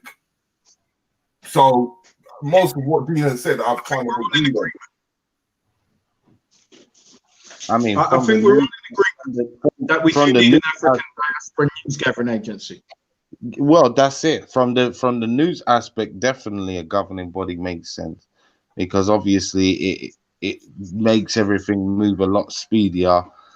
there's still room for competition and everybody to, you know, story gather and fact gather and all the rest of it. But again, it creates a code of conduct and it creates a nice pipeline for footage, stories and stuff to get out and to be circulated properly in a way that people take it on board sensibly and you know, seriously, rather than it just sometimes being a loose independent source that people add a lot of what ifs to and so on and so forth. So my thought on it. Well, here's another take. Let's look at it where it's actually a lot more important than it being packaged nicely. Look at Al Jazeera and RT.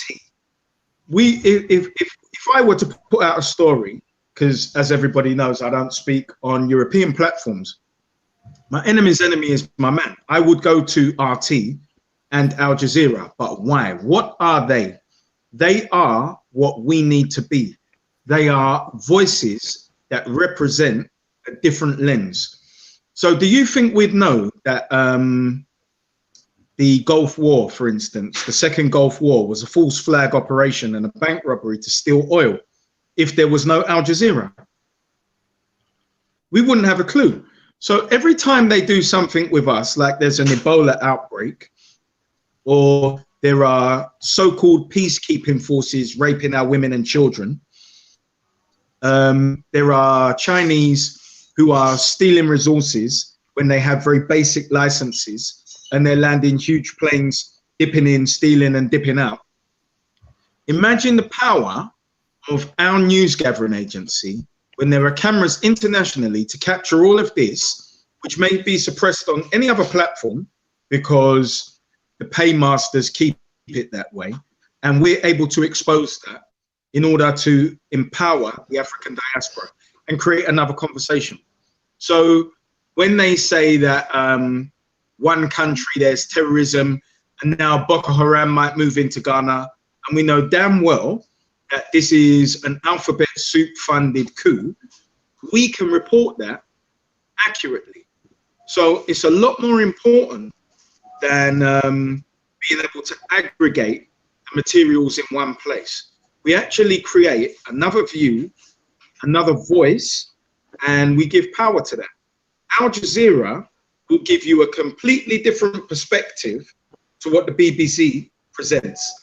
Now, if I'm watching something about the Arab world, I know Al Jazeera to be factual, irrespective of what their sympathies are towards their own people, who will also be criticized on those platforms.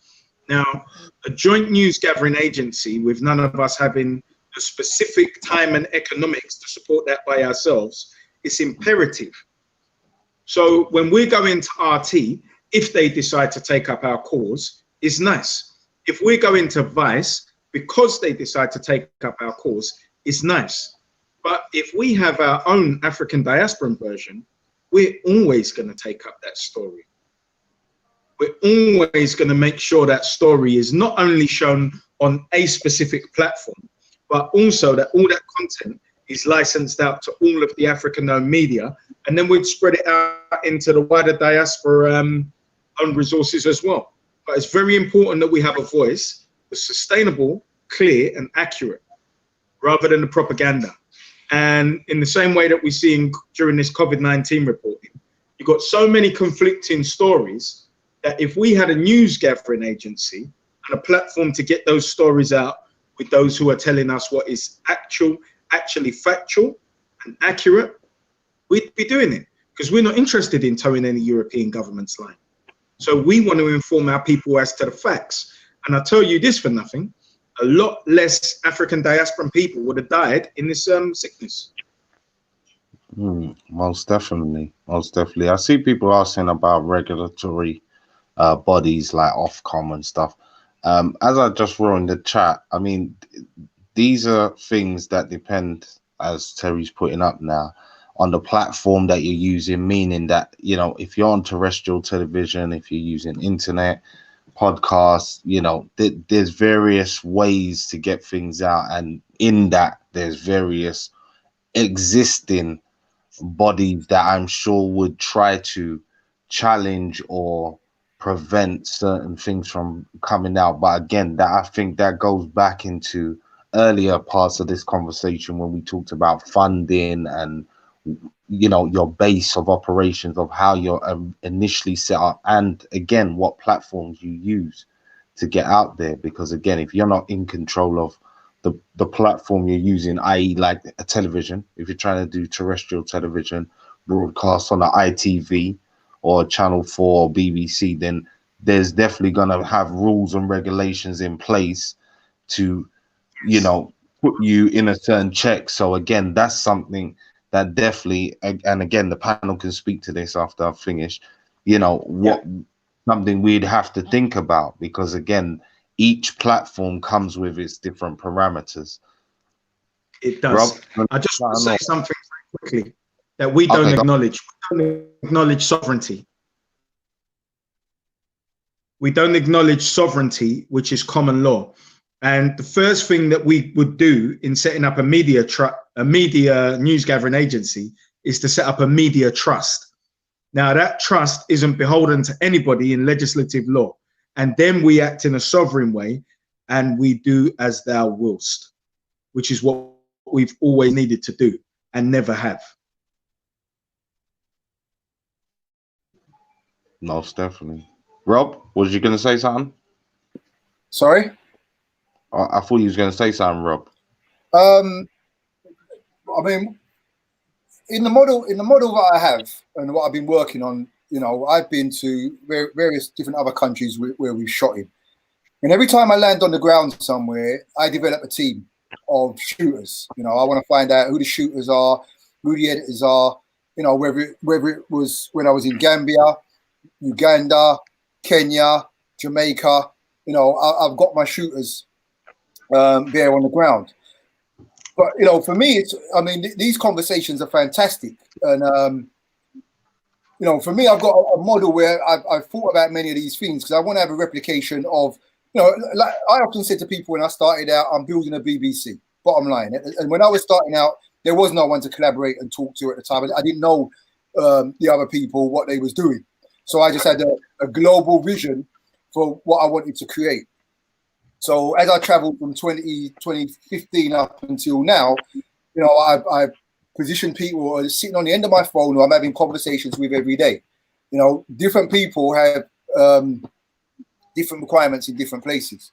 So it's not a different thing to set up. But the thing with like RT and these people, and I'll give you, for example, who are they called? Press TV. They started up there. Russian money came in, £3 million. Now, your ability to position what you want to do and create becomes a lot easier. So I'm all up for these ideas. You get me? The thing is the money for the infrastructure, and that's the problem across the board with many of the things that we do. The ideas and concepts are in place. You get me? And we're very good at that, the creative aspect. But the actual finances. So, for example, the what was it called? What was the big story in Jamaica not too long ago? The mines where they was the Chinese mining in where was it? Can't quite remember. But I mean I remember the issue. Now I've got a guy, a maroon out there who is on the money with what's going on. And you know, he was reporting back to me in regards to on YouTube and on WhatsApp, you know, what was doing, and he was doing his own thing, you know, through his YouTube and everything, and speaking out very much about it. But really, to have a professional body like that, which is, you could create the body, but to be able to deliver uniform requires the finance. And this is why I always say, you know, in regards to everything we do, it always goes back down to, you know, show me the money. If you give me £1 million tomorrow, that body would be in place with the various people in different places to begin that. This COVID-19 thing, you know, kind of caught off guard with this, but we know it's coming around again in some form or fashion. It often does. It's how we position ourselves in the future. Because had we had a body at this point in time, and a body has to be established. You don't create a body and people just listen to it because it's a body and you say it is. You know, when we look at these institutions, they spent millions on becoming the institutions what they are today. Either they spent money to do it, hurry, come up quick, or they had time to develop, you know, the institutions that they have. So we don't really have the time. So therefore, it's really down to the finances, the money, in order to create things which are uniform. Because I had this conversation with someone just this morning, and it was in regards to a group of people that I work with, and it was about, well, how do we have a controlled narrative so all the people within this group are making sure that we're singing from the same hymn page? And I said, well, we don't even have a central point, which is a website, because, you know, when we mention, for example, Reuters, even if you skip the other two, Reuters alone has a central place where you've got journalists and all these different people are operating from in these satellite places, and it all comes to one place, and they filter the real stuff, what they don't want to show, and they say we definitely won't show that doesn't quite work with the agenda. We will definitely show that, and we'll make sure that gets pumped out there. But they've already got a distribution network of outlets, whether it's, you know, they might go straight to global, and global might say, okay, we're going to put that through we're going to put that narrative out through our 9 radio shows owned by Global, being LBC, Capital FM, Capital Extra, Heart, and that. So the infrastructure is in place with the infrastructure in place to start delivering that. So I think we're at a point now where we need to have those conversations. We need to kind of know what that looks like, but also, you know, and as I said, for me, it's always quality control, and it doesn't have to be £1 billion worth of quality, but at least if you had a Reuters, their system which is in place, you know, the people who are gathering it are people that you trust to be able to do it properly. Because, you know, someone could come and say, okay, yeah, we want to do this COVID-19 thing, we want to do the whole 5G thing. Now we want to put this out there that 5G are killing people, and we need to get that out as soon as possible. And I'm like, I'm not putting that out. I'm not being funny. I'm not putting that out like that. Because what extensive research have you done except for filming that over there and speaking to that person over there? Not to say that you don't have the background knowledge, but you got to understand, if we're going to be presenting news to the same people, and the only same people who are going to listen to the news, but it defeats the point. Meaning, we can do a live stream every single week to the same 10 people. Now, after a while, I'm the type of guy where, like, well, I'm not live streaming this. I used to stand up and teach Black history to the same 20 people week in and week out. Well, I just got to the point, like, why am I doing this? Let me use a media platform where I can reach far people, because the objective is to wake up the people who are not quite woken up. You know, it's not worth preaching to the same old masses. So in order to do that, it's, you know, it's understanding, well, what do they want? What do they listen to? Because, you know, if White Man John comes on ITV and says aliens are landing in Hyde Park tomorrow, we're running for covers. You know, we're like, the aliens are coming, because we will accept that. But we don't just accept it because they said it. We accept it because their propaganda machine has so many different angles. They've already put the movies out there to do the predictive programming already. They've already put all these different things in place. So, you know, I'm looking at some of the comments and I'm thinking, well, the real thing, when it becomes tangible on the ground, it's about, what does that look like? How does that really work? And then how do you test model it? So we know that we've already started developing platforms. As I said, what is our base? What is our media base on our platform? So if I can just turn around and say COVID-19 is what's it? G5G. Sorry, 5G. I'm getting tired. 5G is killing people. I know, but you could put that out, and then someone could. You're going up against not forget other people. You've got your own community coming out to debunk what you're doing and put everything you put to defame it. So, you know, my thing is that, how do you protect yourself from that? And it's very simple. Just doing, you know, we don't have to reinvent the wheel. It's already out there.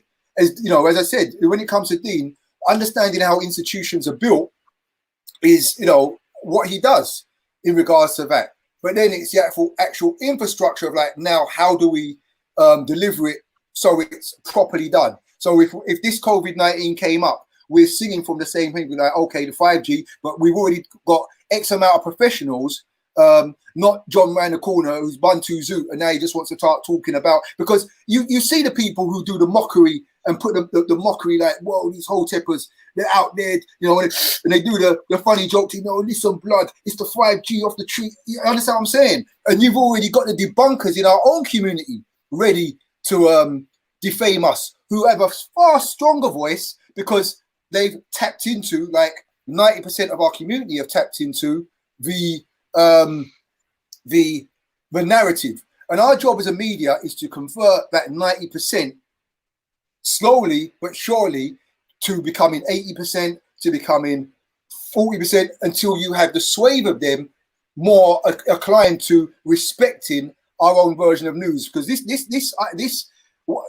whole COVID-19 thing, just going back and forth on Facebook and looking at people, I look at the mission we've got ahead and think, wow, you know, we've got a task ahead of ourselves. Because I don't want to talk to the people who I know are going to listen, because I know they're going to listen. Our job is to, how do we get to the people who we don't have to listen? And we have to start off with our own, but we have to start off not giving our own what they want, where they're quite happy to accept what John or Peter said round the corner. We have to change how we're going about doing it. So when you had the conference call the other day, what Dean put on, you had 5 or 6 clear professionals in their field who could speak very, very clearly. And we know that talent is there. It's making sure we harness them and have the right people delivering the right information. So, for example, on YouTube at the moment, there's a guy, Dr. Shiva, and he posts every day. But, you know, he's like, well, I've worked at MIT. I was involved in the email thing. You can go and check, go to my Facebook, and you can see. And that's how we look. That's how we like to work. So, you know, the infrastructure, and Dean's got them. He'll tell you, I've got 5,000 people on my LinkedIn, professionals in every field. So when he pulled that meeting together, he was able to pull in the serious expertise. So when I was telling people, the type of people who wanted to buy into that PayPal are the type of people we need to buy into that PayPal, because they're going to take what we're doing to the right people. But we have to package it right. We have to build those institutions, create those institutions, and make sure those institutions are run properly, because this is the advantage. But you know, when we talk about British standards, they didn't turn up overnight. They've got very strict checks and balances in order to be respected as the institutions that they are. And we don't have the time. We don't have 200 years to build these things. So what we have to do, as it was mentioned, is think creatively, which we do have, but also make sure we're able to bootstrap them, so when they delivered properly, you're always going to have the naysayers, but the naysayers, you're going to have more people support what you're doing because you've just gone about doing it right. And I move like that. I'm not a hurry come up type of person, as I said before. I know I'm a futurist. You know, I'm planning, 4 or 5 generations forward. You know, I can eat while I can eat now, but the big plan is creating these institutions over time and making sure they're done right. And yeah. That's well, you see how you're saying that, Rob. It leads to the last thing, because we're winding down now. We're hitting an hour and a half. And again, I thank all of you guys for joining us. But again, there's this facet that you was just touching on, and I know it's something that you particularly included into your model, which is training of young people to do, the filming, the editing. So speak to that, because again, as you said, it's important for us to plan for the future. And as you said, to build an institution is not a 2-minute thing. And a lot of us, what we're proposing is going to far exceed our life expectancies. Let's just be real on that one.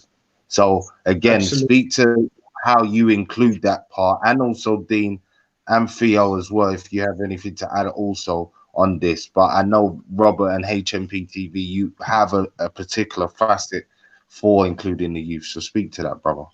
I mean, I'll be very... Before we go, Robert, as well, if you lot have got the websites, I could able to share to the general public your layout of your platforms. I mean, I've got a coming soon page. I was trying to do the share screen thing a minute ago. I'll see if I can actually. No, it was me to do the final part. That's why I didn't completely share it. Oh, right. Okay. Then I'll share it to the general public. Okay. After I've said my piece, I'll be very brief, and then while other people are speaking, I'll kind of get it up so then you're able to kind of have a kind of vision of what it looks like. Okay. But yeah, I mean, I've spoken with Dean on this on many occasions. I've spoken with Paul McKenzie on this because, you know, Paul has definitely been someone who's really been, you know, working with young people and has a passion for young people. I know Theo, when he started out, I always used to see him with lots of young interns shooting here, there, and everywhere. I know Dean through the Road CEO project, and you know, and has been working with young people. So we know that talent pool is there. And you know, so let's be honest, I've got a lot of grey hairs in my beard. There's far more younger people, far more equipped than I am with technology as it is today. And this is, you know, who we should be harnessing. You know, our job is to really build the models and be able to bring these people in to take it to surpass further than us. But once again, I'm a firm believer in paying people. I don't believe in this community charity kind of mindset. You know, I've been in organizations and I see we don't get the best out of people by constantly asking them to give you shit for free. They'll do what they can out of passion, and if they don't see growth and they're having problems in their own life, they quickly drop off. That's why you see the issues that we have in many of the organizations that we have, because they do not have really good economic models. I sat in one organization in the 90s, early 2000s, Dr. York, and I watched what he built. He built a whole city. You know, he had a whole infrastructure of books, distributors around the world, and this was before internet. But you know, he had a very concise business model, you know, which he utilized. The Nation of Islam built off a massive model, and these models are nothing like what they should be today. So, you know, my thing is the talent pools are out there, but it's very important, and that's why I like what Dean's doing at the moment. You know, he's grabbed a few bags, he's able to put that to good work and develop young people, but understand that he can place these young people, you know, to work at HMP TV and build some stuff over there for them, to work with Theo on what he's doing. And there's other people I'm having these conversations with to be able to do that. Even with the platform within itself, we've got a training arm which I'm just sitting on and waiting for a good time. And as I said, you know, the issue with me is before I could talk about the book, but first I had to build it. Now people are starting to see the front cover to create interest. The young people out there, you know, there's teams of young people. The guys I've got in Uganda, why am I paying top dollar to get editing done over here and get my graphics done over there? Well, I've got a whole team over there who I can pay extremely well, but far less than I can pay over here, and actually be doing something on the motherland. I've got teams in Jamaica ready to operate, you know, the said same way, and also to share with my peers. So, you know, the key thing for us is for us to continue having these conversations behind closed doors as we do, just like the big corporates do. You know, they present one face to you, but behind closed doors, they're chatting and cutting up food and figuring out new ways to work.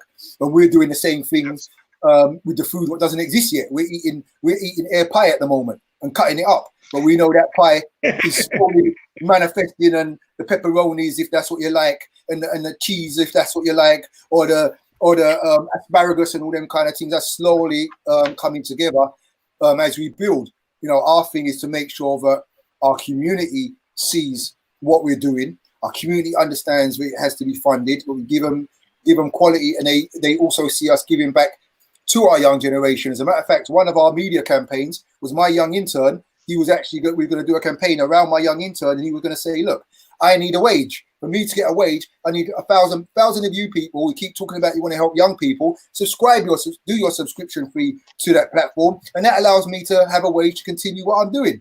And the onus will be on everyone to subscribe. And if they don't, then you've just made one young person you keep talking about. Look at our community and think, what a lot of shit, to be very honest. So, you know, the young people are there.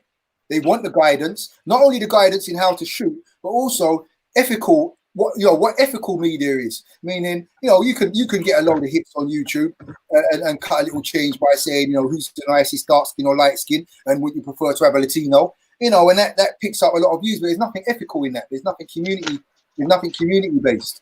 So we've got to make sure we build schools of education, not only of skill sets, and I know Dean is working on that as well. So my job is to plug in with what Dean's doing. My job is to plug in with what Theo's doing. My job is to plug in with Black Ice TV. My job is to plug in with Young Content Over Everything. My job is to plug into GKTV. My job is to plug in those conversations with those people, and we create something where young people can look up and say, well, there's a model which I respect. The thing is, with young people, they don't respect your shit. They're just not getting involved, no matter how community conscious you make it sound. They don't come from that ilk, but I never came from that ilk when I was growing up. So we got to put the utopia thinking down and really get down to the pragmatic stuff. Even with the institution, we could turn around and say, well, look, I tell you what, we could easily come together and say, well, let's do a crowdfund, because the people involved in this crowdfund are people that people respect. To say, well, if we say we're going to do something, they know we're going to do it. Manual Academy raised, I don't know, 20 grand to send. It was a tangible thing they was able to do. And it was based on their track record of these guys do stuff week in and week out. We know we could say, well, let's try and get 30 bags to build that institution. But I'm the type of person, I'm not going to go to people and say, give me 30 bags, I'm going to do this thing. I'm going to give you a nice tight model of what this shit's going to look like, how it's going to work. Like what Dean does when he gets, I love Dean. He'll come up with an idea tomorrow. He'll be sitting in the laboratory getting all kind of beef for it because he's just not engaging. He's just there like I am. But there comes these images. And you'd think that shit's been sitting around for 10 years. And man put that together. Two nights. Bleaching to make sure that looks right, because we understand the optics is key, especially where we are in media. So these are the conversations we got to have and make sure something comes off the back of this conversation, because I'm sitting here for an hour and a half not engaging with my children to just have conversations to please people. I'm not that type of person. So but you're leaving a foundation for the children to something for them to take home with. I'm not into that game, man. That sounds very nice. I'm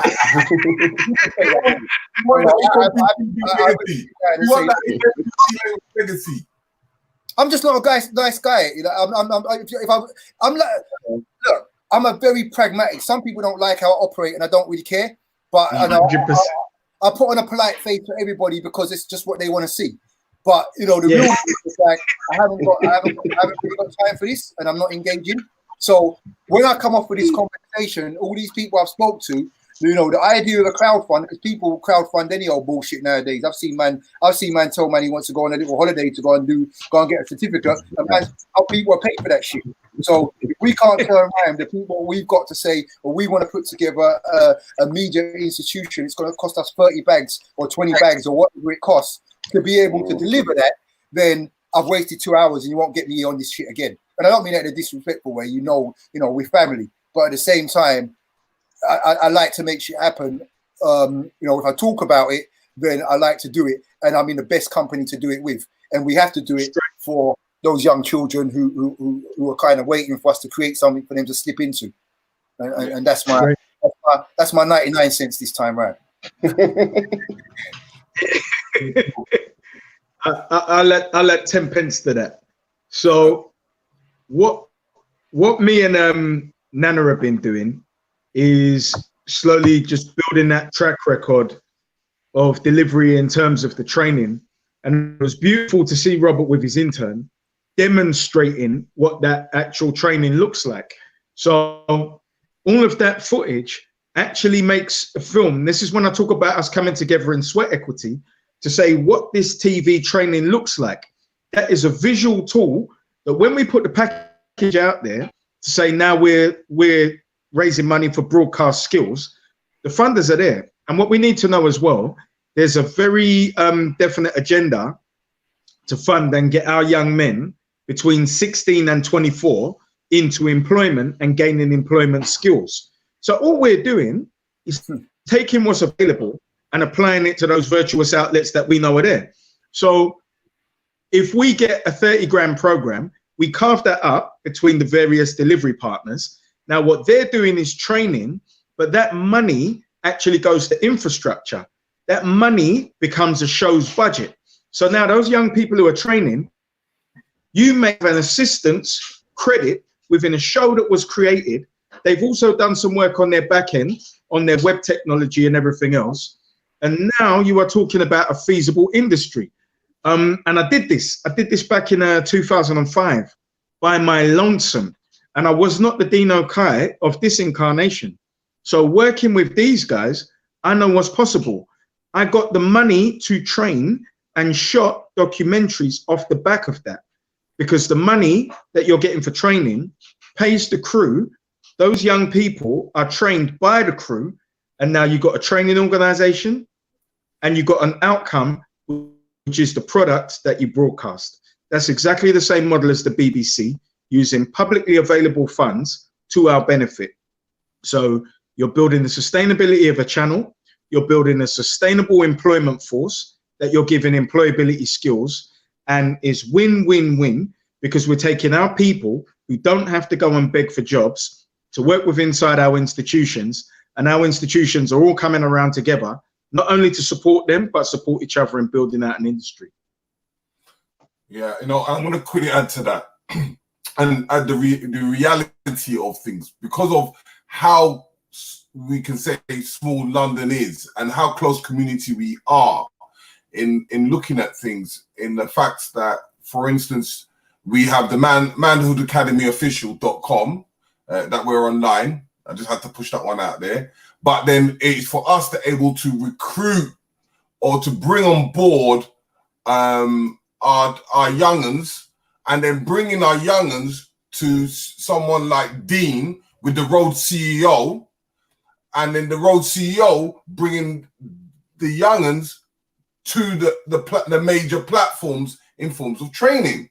So you can see where the channel is going through to able to explore that we can even create and mold our children into the right direction of where things need to go, and to sustain it as a form of legacy.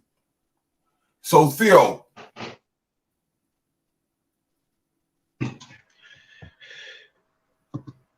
Yeah, well, just really to add on, MediaNet has been doing stuff like this for years, to tell you the honest truth. We've been bringing quite a few young people through their university training. So basically, a lot of the youngsters I've worked with, they've been at uni. They've had to go and do their project works and get projects up. And what they've done, they came and worked with MediaNet to be able to get their stuff to send back into uni, their project work, and get top grades from them.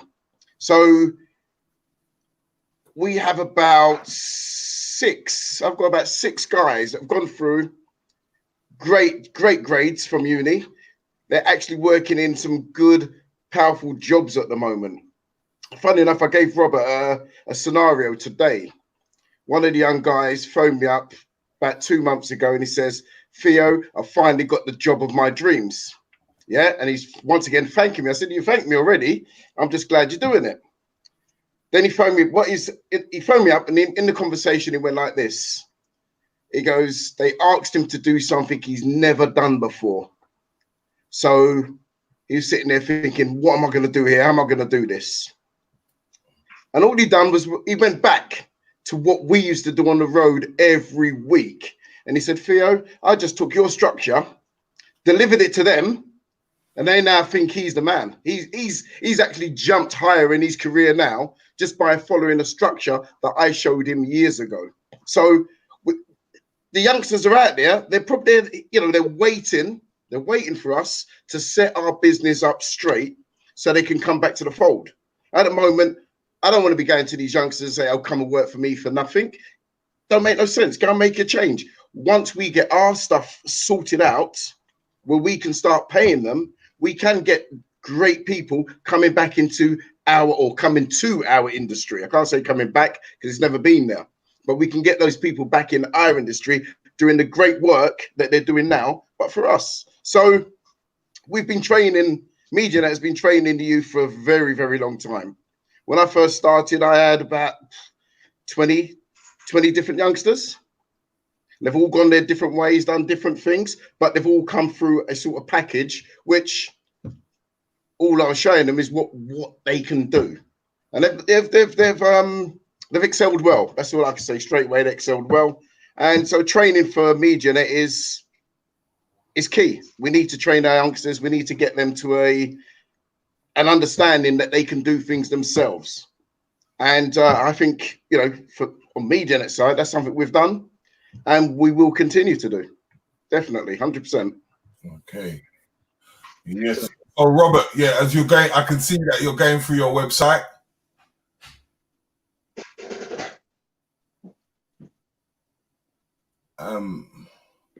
Yeah, that was I went through the website before. This is the YouTube page. So for those people who are online, you know, it's worth going over to the YouTube page at the moment. This is you can see all the promotional material we're putting out, and the stuff that I was showing you earlier on before the YouTube was kind of a little preview of what the website's looking like. As you can see, we've got a directory in that same said website, so you can see a lot of the content that we have. Yeah, that's it. So I'm gonna do the test that I usually do, which is I'm gonna do the test that I usually do. We I get invited on these shows, and I say to people, you know, you're sitting there, you're listening to this, and you're enjoying it. All we ask you to do is make your way to MediaNet on YouTube. Type in MediaNet, hit the like and subscribe button, and I expect to see his numbers have gone up. Same with HMP TV. I know Black Ice TV is scrolling on the bottom of the screen. So make your way to HMP TV and do the same thing. You know, and let us get those subscription numbers up so we can begin to at least monetize, get paid by Google. So at least we can use that money. You know, for me,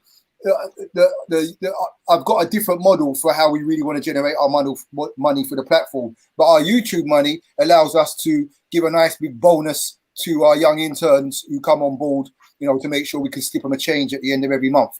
And we don't even have to dip into our pockets, and neither do you. All you have to do is just share our stuff and hit the like button, and it's as easy as that. So with that, I'd like to say thank you to my peers. It was a pleasure being here with you once again. You know, we always speak to one another off these forums, and we always keep in contact with one another.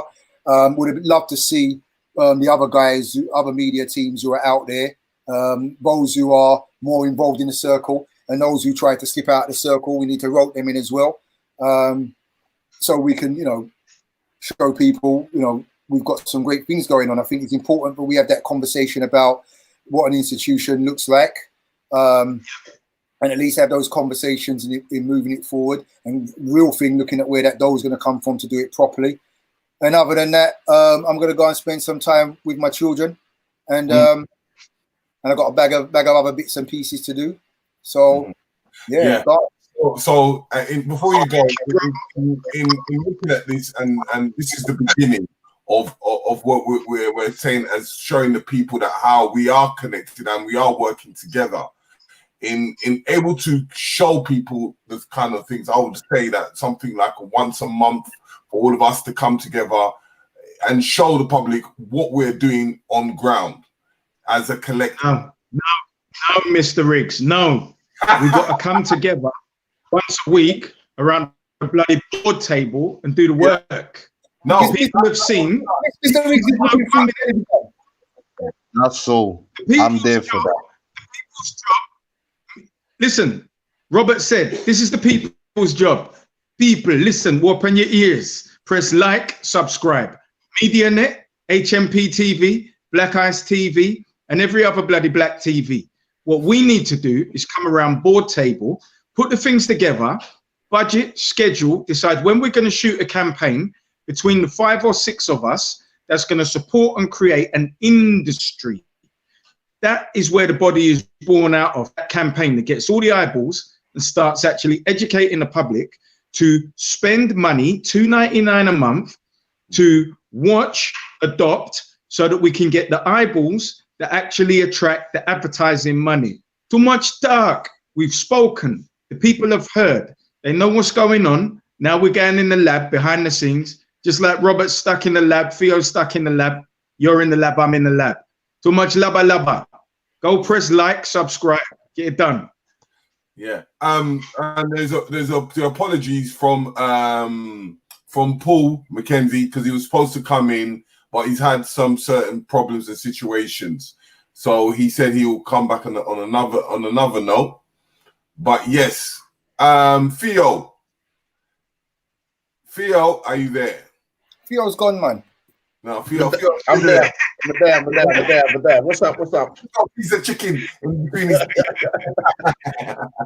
Sorry, I just missed that. I just had a phone call. What's what it is on the promotional tip of your platform, and if you have anything that you could share with the public about your platform and how to reach it and what to see. Well, the truth is the platform's sort of been how can one say, it's only been out there like it is now because of the COVID. So for me, I'm doing a lot of testing, seeing what's out there, and I'd say the platform will be out and ready to rock and roll once the COVID-19 thing is finished. Tell them about your shows, man. Pardon? Tell them about your shows, man. I feel we're showing them shows, man. Tell them about the shows, man. Oh, right, so those ones. See, hold on. The shows that we've got at the moment, I would say this. Let's come online. There you go. For the shows we got on at the moment, they've actually been brought about because of the COVID-19. It's just had quick minds that have just said, let's do something. Let's go. And basically, that's how they've come up. So we've got the Afui show. We've got, What a Week. That comes on every Sunday, tomorrow, 3 p.m. That is another good show. You got Mr. C, Terry the Presenter, and a guy called Tony. Really good show. These shows have come up just because of COVID-19. Great minds sat down and said, guess what? Let's do something. And off they've come. On the back of COVID-19, as I said, there's a lot of potential people that we've spoken to. And on that, I'd say there's another 8 shows that are on their way. People are sitting down now, just structuring their shows, waiting for them to, waiting for it to come out. So basically everyone's just waiting for this COVID thing to finish, and then they're ready to hit the road running, which is good. So COVID, as bad as it is, has also been very good. The studio is still up and running. It's working every other day. I'm in the studio near enough every day. Just making sure. Yeah, that's true. Yeah, just making sure things are done, things are ready.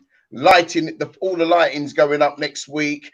The full lighting, although there's lighting in there, but the full proper lighting. So these things they are expensive, but they have to be done so we can give the right look.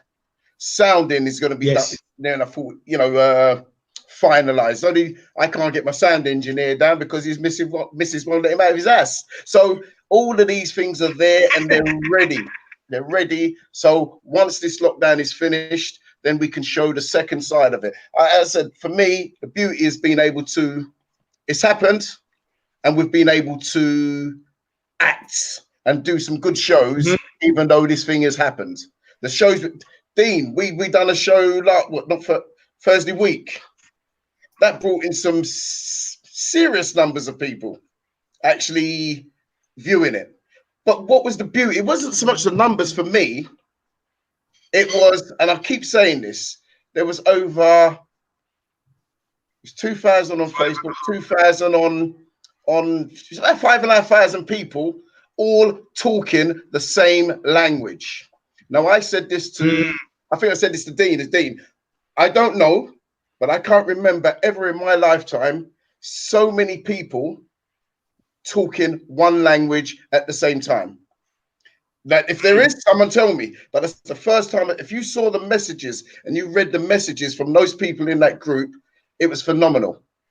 So what that shows me is if you put the right stuff out, people are willing to engage with it. But I wish all 2,000 or 4,000, whatever the numbers was, I wish they all press like and subscribe, which they didn't. But they were there. So, you know, I think, you know, between all of us, we know the way forward, but it's going to be a little bit slower now. But I think at the end of the day, I think we can actually do it. We can actually get the numbers we need, get the people where they need to be. Because I think people after all of this, you're going to get fed up with your Love Island stuff, and you're going to want some real stuff. And Love Island. That's it. So basically, you know, that's when they're going to have to come back home. So we'll be here plugging away. Yeah. We need our own type of look. We like to be entertained as a people. Let's not. I'm not trying to make a platform with all some holy roly. No. You know, 24/7, giving you your marching orders. I'm not trying to do that. We got to start making our own Black Love Islands. You get me? And it's got a different ethical twist to it. But if so, correct. Yeah. We want to be entertained. Our people need to be entertained. You know, shit is heavy out there. It's funny you should say. It's funny you should say that because I've actually got a guy. I've known him quite a long time, and because of the COVID, we've connected again, and he's actually ready to produce some actual game shows. Now he was a game show host before, and he used to do it, but now we said, look, let's put this down to TV. Let's get this done. So we've near enough finished it. We've worked it. Basically, all we're looking for is 4 families to do the pilot. So I found 1 family. I think he's found 2. We need 1 more family, and then we'll actually pilot the first show. So throughout all of this, the beauty for me is there's a lot of shows out there that will be coming to air very, very soon. And that's because you've looked at your YouTubes, you looked at your Facebooks, your Instas, and we've seen our potential new, presenters, actors, whatever. We've seen them there. So now it's to utilize them into the shows that we want, into the shows that people want. And off we go from there. We create our own market. We create our own viewing. Yep. And what we got to know as a people, a lot of people follow us. We just don't know how to market it. So I think once we've created it, people will follow us. That's a must. They will follow us. Do you understand? It's just the marketing that's got to be done at the end of the day. Yeah. Yep. Right. Okay, Richie, are you there? Okay, this is Terry Reese. Stop being silly. I didn't go nowhere. Are you sure? Now, listen. You're in the wrong place at the wrong time. That's all. Listen, big up to everybody again for joining us. Yeah, big up to the panel. Yeah, I definitely have appreciated this conversation. Appreciate you guys taking time out of your busy schedules to come and chat with us. I think it's been a much needed discussion to be had. And like Dean said, I definitely behind the scenes want to relink because I know we've all spoken. I haven't really spoken with you, Theo, a lot, but I definitely want to change that narrative. But I definitely think that what we've talked about needs to be rewatched, thought about, and formulated on, definitely, as far as the viewership goes and anybody who views this. Big up to the chat room again. You've heard what the brothers have said. Like, share, and subscribe. It's as simple as that. Yeah, if you want to donate, the link is there. If you want to donate to the other brothers, I'm sure when you go to their channels, you'll see some way of doing that. So again, don't be shy. Support. That's what it's about in real time. And come together. And that, you know, from day dot, Black Eyes TV has always been about promoting other black platforms. That's 100% our message. There's no harbor shark business going on over here. Don't believe in that. There's plenty to go around. You know what I'm saying? And so as far as I'm concerned, that's the narrative that we need to come on. A spirit of unity and coming together across the diaspora. So big up to everyone for joining us. And yeah, I'm out. Black Eyes TV. Happy again. 1 second before you go out. You know, I just like to promote everyone. Make sure you go to every single website. As I always say, believe in black, be black, always be black. Do everything that you know that is black. But before we go, tomorrow we have the All for the Women at 5 o'clock. You know, the women's discussions, they do their thing and they talk about certain things and they have a special guest. On Monday, we have, as I said before, we have something called Matrix and we have something called Pill. So you just tune in at roughly, it's going to be in the evening, about around 11 p.m. That's going to be a fantastic show. Then on Tuesday, we have a special guest.